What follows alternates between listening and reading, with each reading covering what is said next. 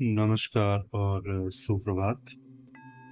पिछला जो vlog number 21 था, उसमें हमने बात की कि कैसे कैकई जो रानी है, श्री राम को बताती है कि आपको जो है 14 साल के वनवास पे जाना है और आपकी जगह भरत जो है अयोध्या का राजा बनेगा। तो श्री राम अपने पिता के जो वचन है दिए हुए कैकई पे, उसको पूरा करने के लिए बिल्कुल एकदम हाँ कर देते हैं कि हाँ, मैं 14 साल के लिए वनवास पे जाऊंगा और मुझे राज्य की कोई आस नहीं है, आप भरत को राजा बना दीजिए। और ये सब होने के बाद वो अपनी तैयारी करने लगते हैं जाने की, और अपनी जो सारी सोना है, चांदी है, जो उनके पास चीज़ें हैं, उनको ब्राह्मणों को, गरीब लोगों को दान करने लगते हैं और तैयारी करने लगते हैं जाने की।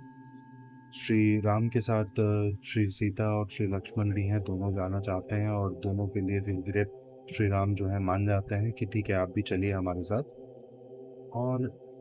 अगला आज का जो व्लॉग है, इसको शुरू करने से पहले मैं दो बातें ज़रूर इम्पोर्टेंट इसमें कहना चाहूँगा जो इसमें पिछले व्लॉग में हुई। सबसे पहली तो ये कि जब श्री लक्ष्मण बताते हैं कि भाई आप, मैं भी आपके साथ चलूँगा, और श्री राम कहते हैं नहीं नहीं, तुम यहाँ रुको, हमारे जो माँ हैं, जो बाप हैं, सब उनकी सेवा करो और ध्यान रखो, राज्य चलाओ भरत के साथ, उसको पूरा साथ दो। तो श्री लक्ष्मण जो है बताते हैं कि नहीं, मैं यहाँ रहूँगा तो मेरा मन जो है विचलित रहेगा और उससे जो है कभी भी मुझे जो है गुस्सा आएगा, कोई परेशानी होगी और आगे जाके बात जो है बढ़ेगी। और श्री राम जो है धीरे धीरे ये बात समझते हैं कि लक्ष्मण जो है ठीक कह रहा है और उसको समझाते हैं कि भाई ठीक है, तुम अगर मेरे साथ चलना चाहते हो चलो, क्योंकि तुम्हारे यहाँ रहने से अगर युद्ध हुआ तो उससे जो अयोध्या के लोग हैं उनको बड़ी जो है क्षति पहुंचेगी, बड़ी हानि पहुंचेगी और बड़ी तकलीफ होगी। युद्ध जो है नहीं होना चाहिए अपने परिवार के बीच में। तो ये बड़ी एक इम्पोर्टेंट चीज़ है जो यहाँ पे एक समझने की है कि हालांकि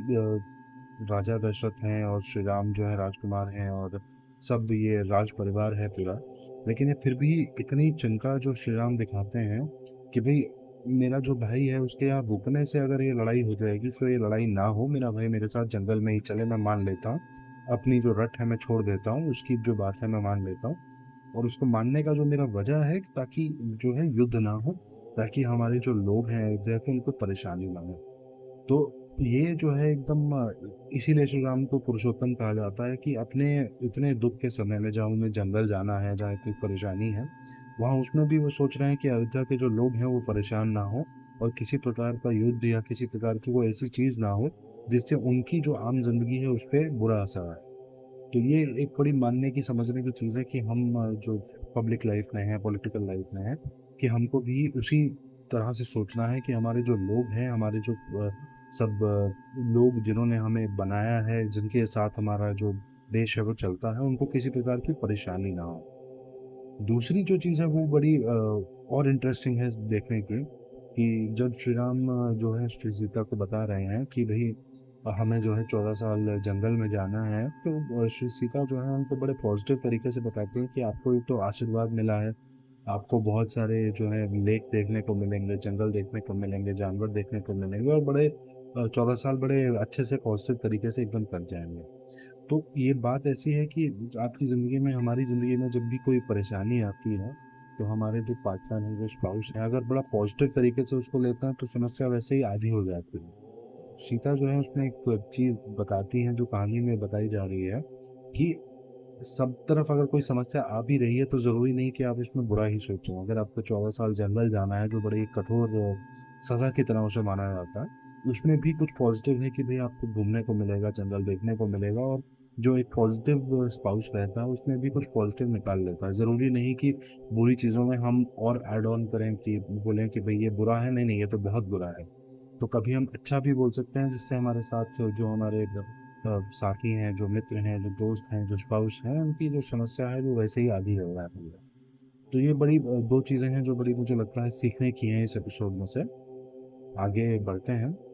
तो आज का जो व्लॉग है उसे हम शुरू करते हैं कि श्रीराम जो है अपनी सारी जो धन दौलत है, जो सोना चांदी है, सब दान देने के बाद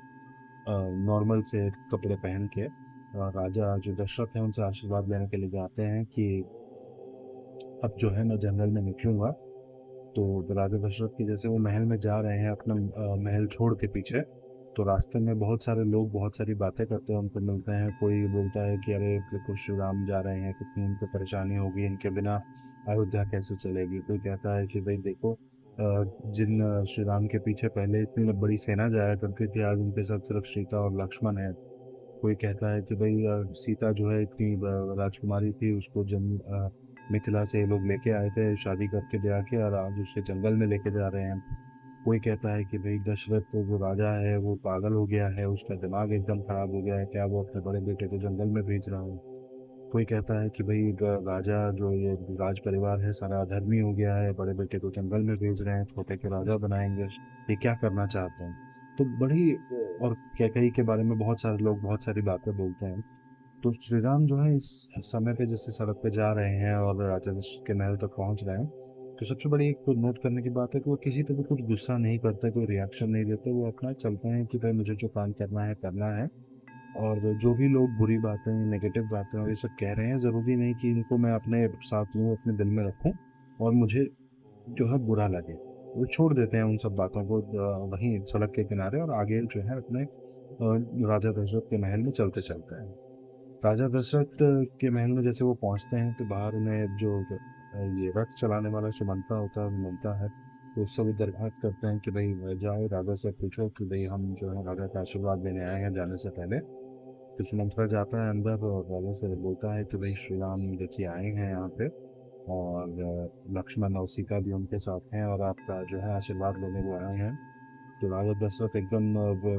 इतना जो पूरे दिन से परेशान रहते हैं पिछली रात से, जब से कैकेयी ने वचन मांगे हैं शेर तक, अब पहली बार जो है बोलते हैं नहीं नहीं तुम राम को लेके आओ और मैं खुद चलता हूँ तुम्हारे साथ राम को लेने। और वो खुद जो है जाते हैं राम को, सीता को और लक्ष्मण को लेने। और रास्ते में ही ऐसा वो उनका पैर जो है लड़खड़ा जाता है,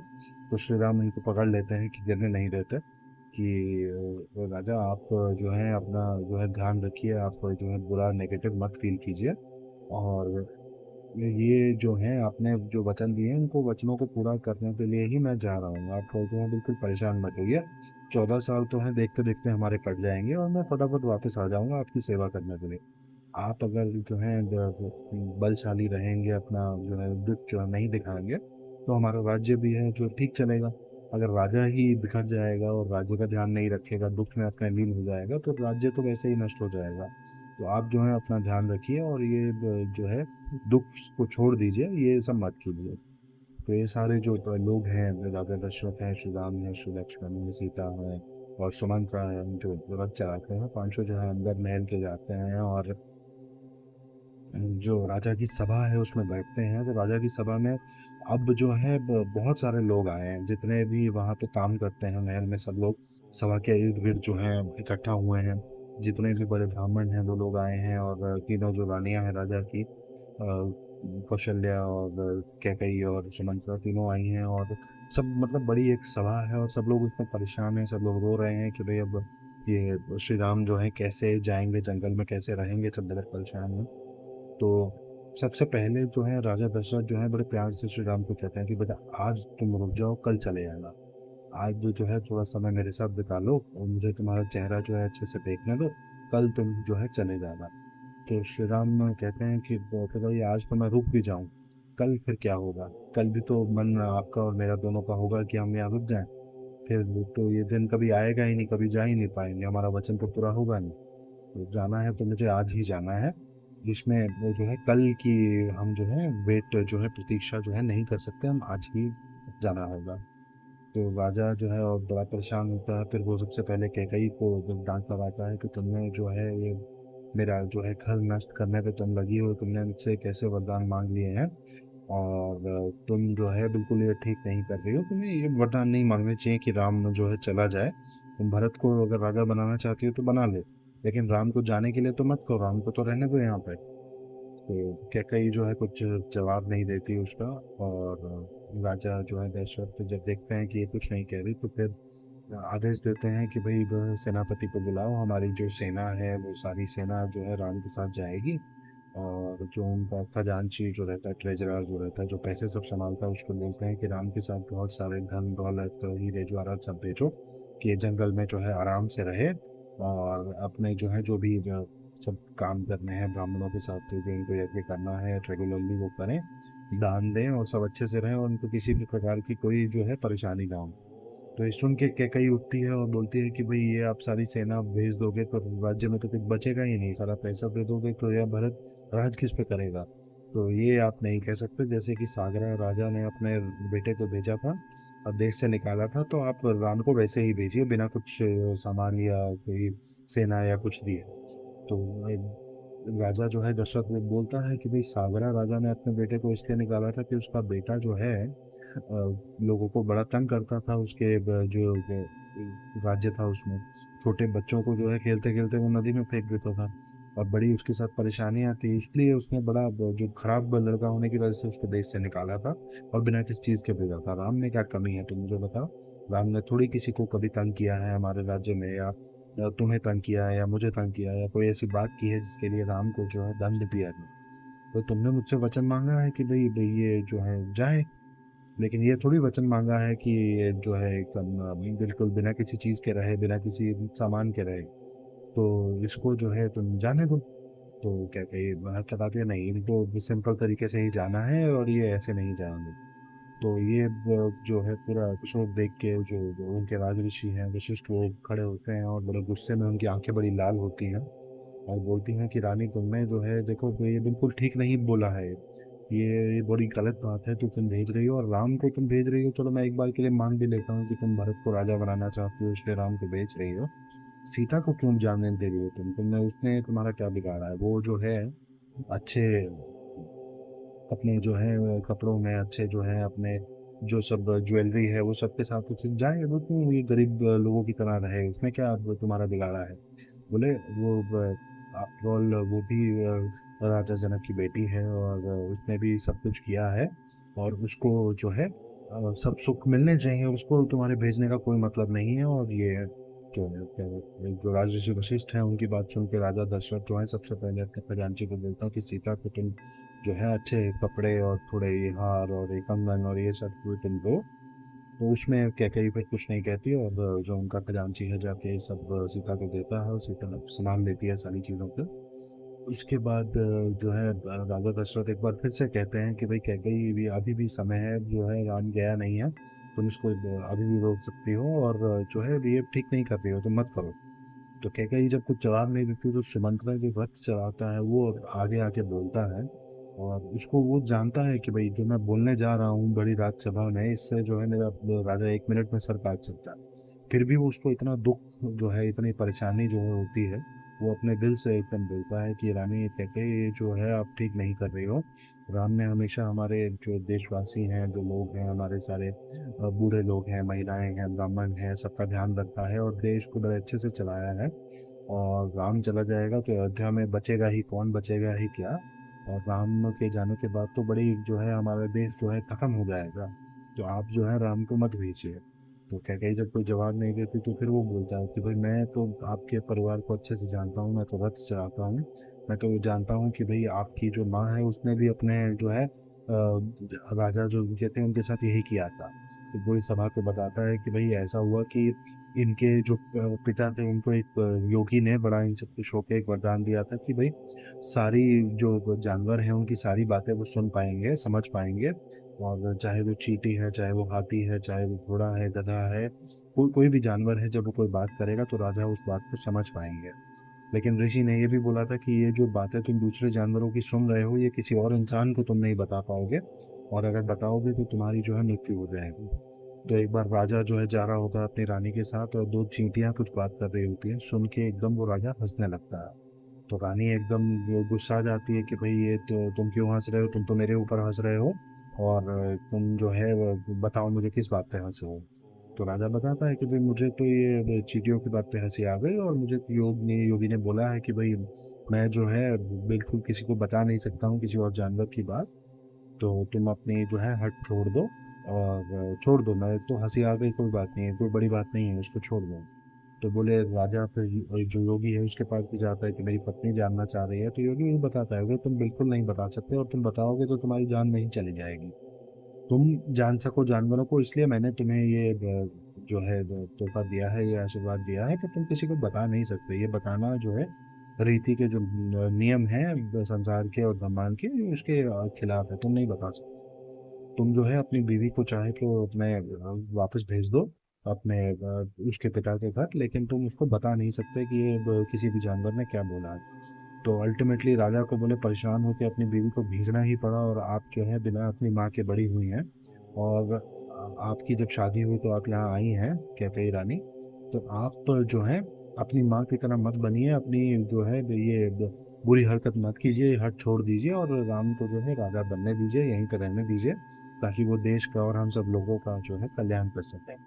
तो बड़ा मतलब एक रिस्की और बड़ा बोल्ड मैं कहूँगा मूव है उसका, कि वो जानता है कि भाई सब लोग जो हैं सभा में उससे बड़े हैं और राजा है वहाँ पे, वो चाहे तो 1 मिनट में उसकी जान ले सकता है, लेकिन फिर भी वो बोलता है, अपने दिल से बड़ा बोलता है कि भाई आपके जो माँ ने भी चाहे जितनी बुरी चीज़ की है, आप जो है मत करिए, और आप जो है राम को यहीं रहने दीजिए। पर ये सुन के भी कैकई कुछ नहीं बोलती, और कोई राज्यसभा में जो सारे लोग हैं वो रोने लगते हैं, परेशान होने लगते हैं, लेकिन जो है कहीं बात आगे नहीं बढ़ती। तो राम जो है अल्टीमेटली अपने पिताजी के जाके पैर छूते हैं और कहते हैं कि आप मुझे आशीर्वाद दीजिए कि मैं जो है जाऊं, और मुझे आज्ञा दीजिए कि मैं लक्ष्मण और सीता जो हट किए बैठे हैं इनको भी अपने साथ लेके जाऊं। और जो है उसके बाद अपनी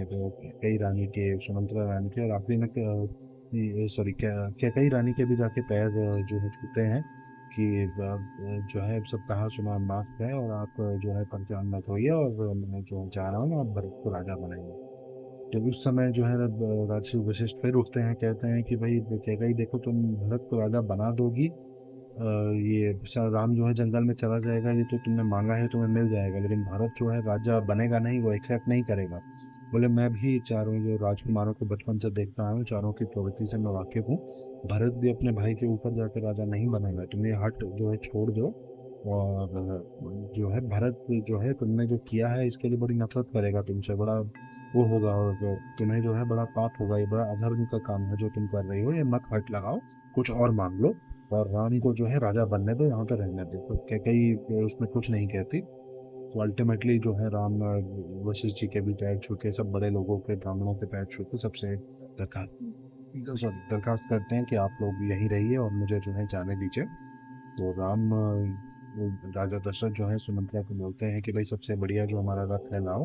और राम जहाँ जाना चाहते हैं उनको लेके जाओ। राम बताते हैं कि मैं गंधक जो वन है, जो फॉरेस्ट है, उसमें जाना चाहता हूँ, तो वहाँ पे वो जाते हैं। अब जैसे ही राम और लक्ष्मण और सीता रथ पे बैठ रहे हैं, सुमंत्रा जो है रथ चला रहे हैं, तो राजा और सारी रानियां, सारे ब्राह्मण जो हैं, सारे वो सेना जो है, सारे लोग जो हैं अयोध्या के, रथ के पीछे पीछे ही चलने लगते हैं। तो बड़ा जो है ऐसा कहते हैं कि बड़ा दुखदाई जो है सीन रहता है अयोध्या में, कि सारे जो लोग हैं, कोई अपने छतों पे खड़ा है, कोई सड़क के किनारे खड़ा है, राजा जो है पीछे चल रहा है, और रथ जो है आगे चल रहा है, और बड़े सब लोग दुखी हैं, बड़े सब लोग रो रहे हैं कि ये भाई क्या हो रहा है। श्री राम जो है जा रहे हैं, तो श्री राम जो है पीछे देखते हैं कि सब लोग ऐसे खड़े हैं, सब लोग आ रहे हैं पीछे, तो सुमंत्रा को बोलते हैं कि तुम जो है तेज चलाओ रथ, अगर तुम धीरे चलाओगे तो ये सब लोग तो हमारे साथ ही चलते रहेंगे। पीछे से हालांकि राजा भी आवाज देता है कि नहीं रुक जाओ, और जो है राम को जाने जाने मत दो और यहीं रोक दो। तो राम जो है सुमंत्रा को बताते हैं कि भाई अगर कोई तुमसे पूछेगा वापस आने के बाद, तो तुम ये बोलना कि भाई इतना जो शोर था, रथ जो चल रहा था, इतने लोग थे, उसने मुझे सुनाई ही नहीं दिया कि राजा ने रुकने को बोला, मैं जो है आगे ही श्री राम ने जैसा आदेश दिया मैं बढ़ता गया। तो सुमंत्रा बड़ा दुखी होता है, लेकिन रोते रोते फिर रथ को तेज कर लेता है और आगे निकाल लेता है। और राजा जो है रानियां से जो है सब लोग पीछे छूट जाते हैं। तो राजा को उनके मंत्री जो है समझाते हैं कि भाई आप जो है राजमहल में वापस चलिए, आपका जो है राज्य चलाना है, कहीं आप ऐसे रोते बिलखते सड़क पे देखेंगे तो कौन हमारी जो है इज्जत करेगा, और कौन जो है हमारे जो राज्य है उसको सीरियसली लेगा। सब लोग उसको लेंगे कि भाई ये तो राजा ही बड़ा कमजोर है, और कोई भी हमारे राज्य पे देख के हमला कर देगा, आप जो है वापस चलिए। तो राजा दशरथ बड़े भारी मन से जो है वापस चले जाते हैं, और रानियां उनके साथ चली जाती हैं। लेकिन कुछ अयोध्या के लोग हैं, वो फिर भी रथ के पीछे जो है चलते चलते हैं, भागते चलते हैं। तो वो ऐसा कहते हैं कि रथ जो है आगे जाके एक नदी के किनारे जो है रुकता है। वहां रुकने के बाद रात जो है ये लोग वहीं बिताते हैं। तो जो लोग हैं वो भी वहीं आके रथ के किनारे, जहाँ पे श्री राम, सीता और लक्ष्मण और सुमंत्रा जब बैठे हैं, आराम कर रहे हैं, वहीं उनके किनारे आके बैठ जाते हैं। और श्री राम और सीता तो सो जाते हैं, लेकिन रात भर जो है लक्ष्मण जो है सुमंत्रा के साथ बात करते रहते हैं और लोग सुनते रहते हैं कि वो दोनों एक दूसरे को बता रहे हैं कि भाई लक्ष्मण भी सुमंत्रा को बता रहे हैं, सुमंत्रा भी लक्ष्मण को बता रहे हैं कि राम जो है कितने अच्छे हैं। देखो पिताजी के उसके लिए उन्होंने बिल्कुल एकदम 14 साल वनवास के लिए निर्णय ले लिया, और आज तक भी है। देखो उन्होंने सारे गरीब लोगों को, कमजोर लोगों को बचाया है और सारे ब्राह्मणों को दान दिए हैं। कितने अच्छे हैं। और उधर से मतलब सुमंत्रा भी यही कह रहा है कि हाँ श्री राम बड़े अच्छे हैं, और लोग जो इन दोनों की बातें सुन रहे हैं कि राम जो है कितने अच्छे हैं, और सुनते सुनते लोग भी सो जाते हैं। सुबह जब होती है तो श्री राम उठते हैं तो देखते हैं कि लक्ष्मण और सुमंत्रा अभी तक बात कर रहे हैं, लेकिन सारे लोग सो चुके हैं। तो उनको वो कहते हैं कि जय, ये लोग तो ऐसे हमारे पीछे चलते रहेंगे, हमारा जो है धर्म बनता है कि भाई ये लोग जो है अपना घरों में जाएं, अपने देश को, अपने काम को संभालें, और ये ऐसे अपना जो है समय जो है हमारे पीछे घूम के व्यर्थ ना करें। तो हम जो है शांति से इनके उठने से पहले ही निकल जाते हैं। और उसके बाद जो है रथ को सुमंत्रा धीरे धीरे ले जाके नदी से पार करा के अपना आगे चल पड़ते हैं। और लोग जब उठते हैं तो देखते हैं श्री राम पहले ही जा चुके हैं, तो बड़े परेशान होते हैं। लेकिन कुछ घंटों के बाद वो अपने घरों में लौट जाते हैं कि भाई ठीक है, हम श्री राम चले ही गए हैं तो हम क्या कर सकते हैं। और अयोध्या में ऐसा कहते हैं कि बड़ा ही ऐसा सीन है कि सब लोग रो रहे हैं, दुकानें नहीं खुली हैं, किसी ने कुछ खाया नहीं, किसी ने कुछ पिया नहीं। और बड़ी ही दुखपूर्ण जो है स्थिति होती है कि श्री राम जो है चले गए। राजा भी अपने महल में जो है रानियों के साथ जो बैठा है, तो कई राजा से एक पास आती है, उनका दुख देख के उनका हाथ पकड़ने लगती है। तो राजा कहता है कि नहीं, तुमने जो किया है उसके बाद तुम मुझे छुओ मत, मेरे पास भी मत आओ, और तुम मुझसे दूर हो जाओ, बिल्कुल मेरी नज़रों से दूर हो जाओ। तुम जो भरत को राजा बनाना चाहती हो बनाओ, जो करना है करो, मैं अपना इधर बैठा हूँ, मुझे जो है डिस्टर्ब मत करो। तो बड़ा ही मतलब दुख का जो है सीन है आगे। आने वाले जो व्लॉग है, अगला जो व्लॉग आएगा उसमें हम चर्चा करेंगे कि आगे कहानी कैसे होती है, श्री राम कैसे जंगल में जाते हैं, और अयोध्या में क्या क्या चीज़ें होती हैं। तब तक के लिए आपका बहुत बहुत धन्यवाद। लाइक करें, शेयर करें और सब्सक्राइब करें। कोई कमेंट या फीडबैक हो तो जरूर दें। धन्यवाद।